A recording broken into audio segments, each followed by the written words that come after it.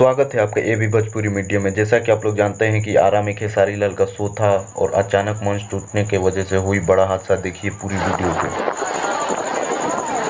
चारों तरफ एकदम अफरा तफरी मचा हुआ है। अरे बाप रे, बहुत गलत हुआ है।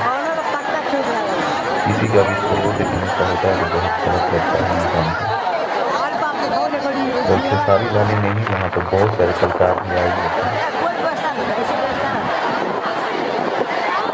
देखिए यहाँ पर एकदम अंधेरा छा गया है, लाइट की कोई व्यवस्था नहीं, पब्लिक एकदम अंधेरे में हो गई।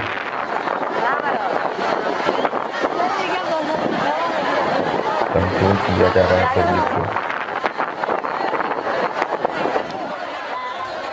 देखिए भाई क्या चल रहा है यहाँ पे। एकदम अंधेरा हो गया, चारों तरफ कुछ नहीं दिख रहा। अगर चैनल पर नए हो तो आप चैनल को सब्सक्राइब कर दीजिए और बेल आइकन को ऑन कर दीजिए।